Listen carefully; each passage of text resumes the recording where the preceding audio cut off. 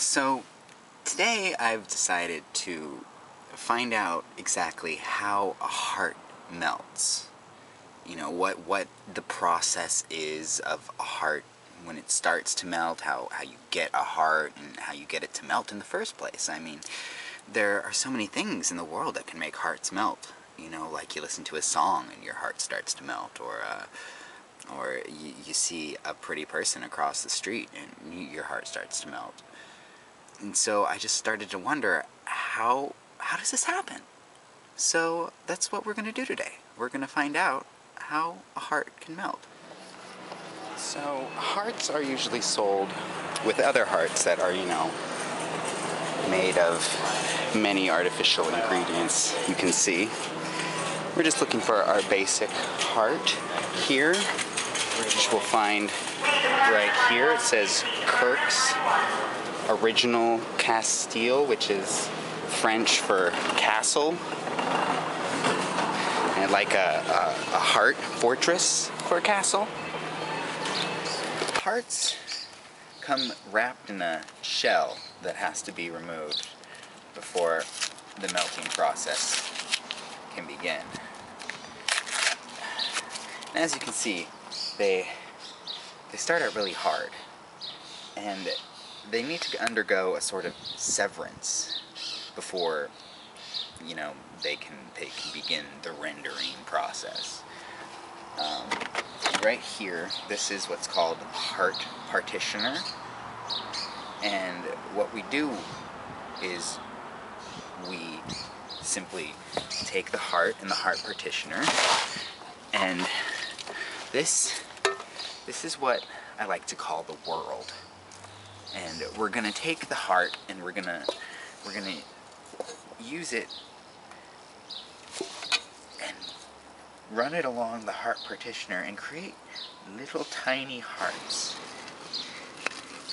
And it just creates these tiny little hearts that fall into the world. And we want to get a whole bunch of them.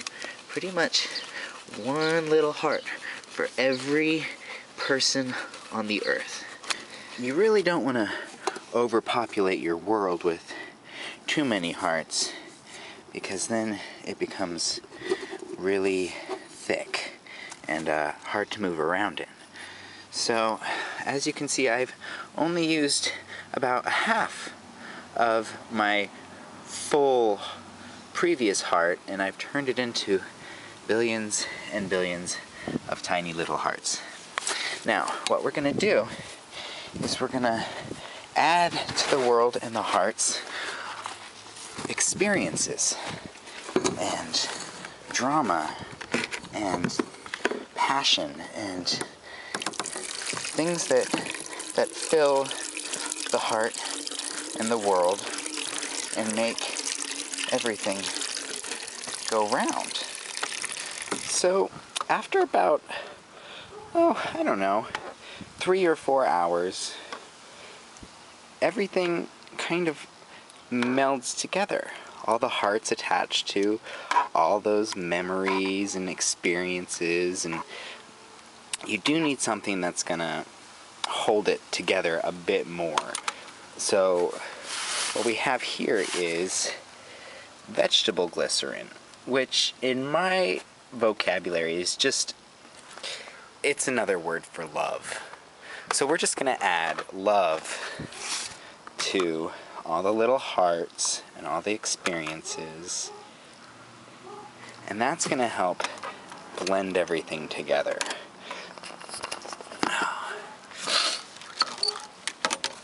So we'll stir this up.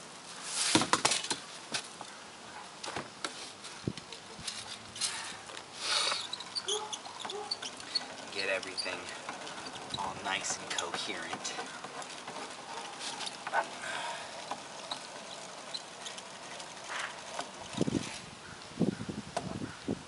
And then what we're going to do is we're going to put our melted hearts in a container.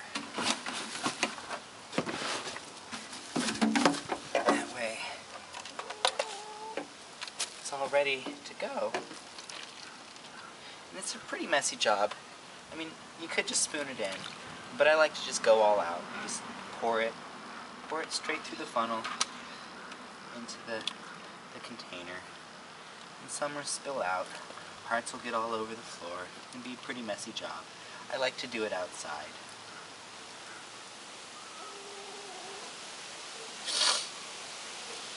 And the most amazing thing about melted hearts is that you take half of one of those large hearts and it turns into a whole gallon full of melted hearts, which you can use for washing your hands or doing dishes or washing your clothes or washing anything practically. Melted hearts are probably one of the most useful things out there.